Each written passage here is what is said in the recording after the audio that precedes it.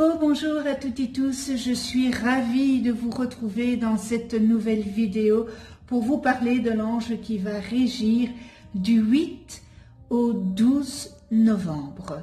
Pour toutes celles et ceux qui sont nés entre le 8 et le 12 novembre, eh bien l'ange Ariel est votre ange physique, c'est-à-dire votre ange gardien. L'ange Ariel porte la vibration numéro 46 dans le calendrier angélique des 72 anges de la Kabbale et il est le 6e ange de la famille du royaume des 8 vertus. Je vous souhaite à toutes et tous un heureux anniversaire. La famille, les vertus favorisent l'ouverture de la conscience et accentue la volonté et le charisme. Le cœur confère une pensée claire, un esprit déterminé et une présence rayonnante. Il insuffle les énergies dynamiques et l'assurance qui incitent à se surpasser. L'action et la lutte sont dictées par les valeurs du cœur.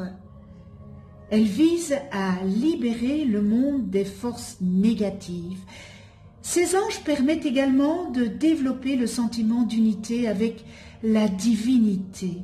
La couleur qui leur est associée est l'orangé, qui offre un équilibre entre le rouge, l'action et l'instinct, et le jaune, n'est-ce pas, la conscience et la lumière.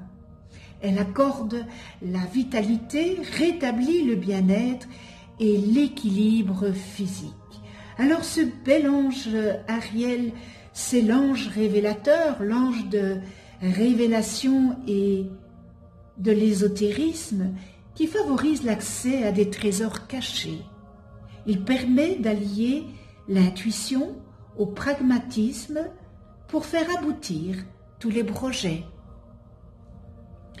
Alors ce bel ange Ariel nous permet de savoir qui nous sommes, de percevoir nos véritables aspirations, de reconnaître la voie que nous devons emprunter pour aller vers notre chemin de vie et ainsi nous réaliser. Car bien souvent nous nous laissons influencer par l'environnement, la famille, la société dans laquelle nous vivons. Et nous avons des difficultés à déterminer ce qui nous correspond réellement.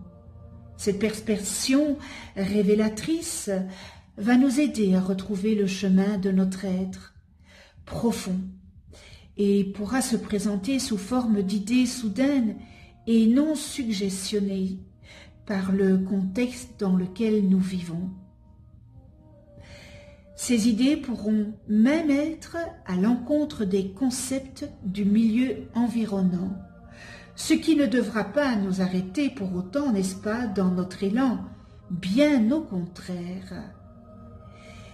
Mais bien que, semblant surgir de nulle part et donc de notre inconscient, elles ne suivent aucune mode, aucune logique, aucun raisonnement sensé et cela peut nous arrêter dans notre impulsion, car notre être intérieur est malgré nous pétri des notions inculquées durant notre enfance et même après.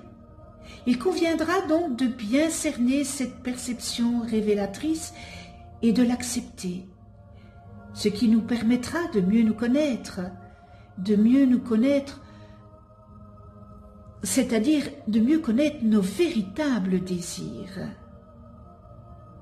Alors, l'ange Ariel procure à qui lui en fait la demande de l'énergie. Il aide à acquérir la compréhension des autres, le tact et la générosité. Mais il apporte aussi en contrepartie suffisamment de confiance en soi-même pour se mettre à l'abri des influences extérieures. Il contribue en guidant l'intuition, à l'interprétation des rêves prémonitoires et à l'enseignement initiatique. Il se manifeste également par le biais des rêves prémonitoires. Son référé à lui est un gage de fidélité et de respect de la parole donnée. Il est un garde-fou, n'est-ce pas, contre l'orgueil et la séduction, à des fins malhonnêtes et hypocrites, contre les rapports sociaux dénués de profondeur.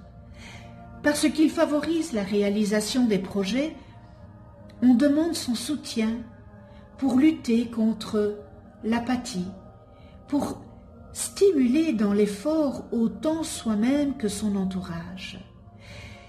Il est bon, mais il est bon de l'invoquer avant des séances de radiesthésie ou de magnétisme.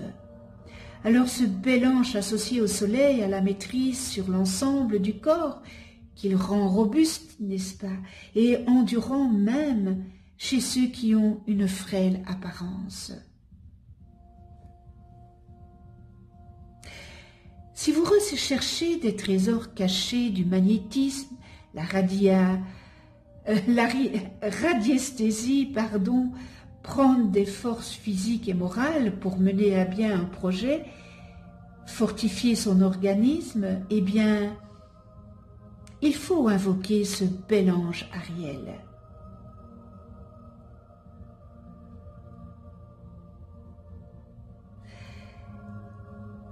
Révèle-moi tous les secrets, à commencer par la nature, pour mieux comprendre ou connaître la nature humaine. Ange Ariel, permets-moi de recevoir la reconnaissance et la gratitude de mon prochain. Développe ma sensibilité, mon intuition, ma perception, afin que je puisse découvrir ma vocation, réussir professionnellement et spirituellement. Inspire-moi, rends-moi perspicace, créatif et chanceux.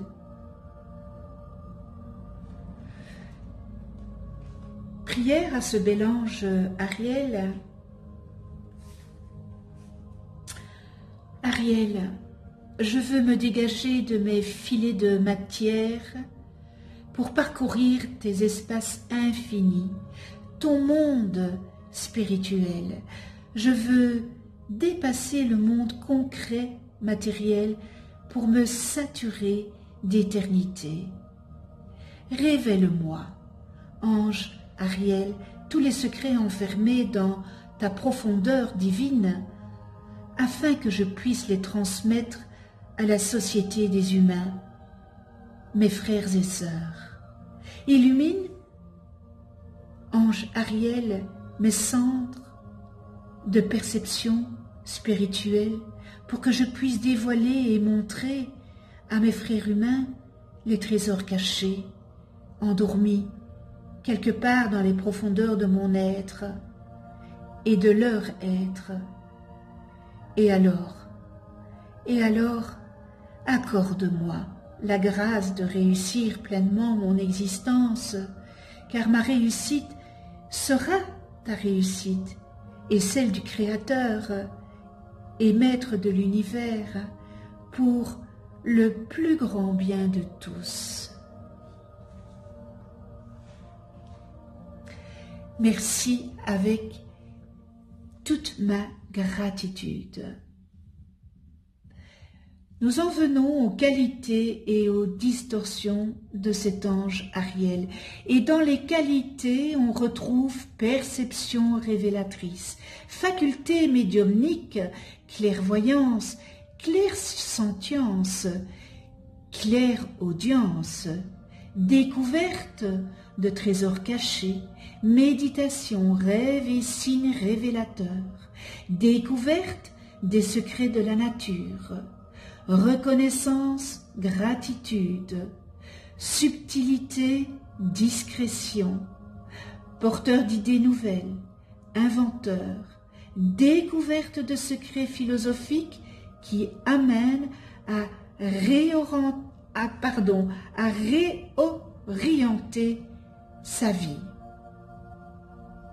Dans les distorsions, nous retrouvons fausse perception, difficulté à recevoir des révélations, manque de spiritualité ou illusion spirituelle créée et nourrie par l'ego, médiumnité sans pureté, problèmes résultant de perceptions fausses et ou de facultés médiumniques utilisées avec de mauvaises intentions, mentalité faible, incohérence, indécision, comportement insensé, tribulation, timidité maladive, paralysante, difficulté ou incapacité à trouver des solutions, et nous terminons dans les distorsions, activités inutiles.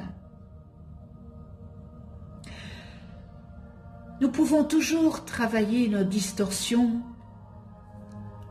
quand, lorsque je viens de vous énumérer les distorsions, on n'a peut-être pas ces distorsions dans cette vie, mais on les a peut-être eues dans une autre vie.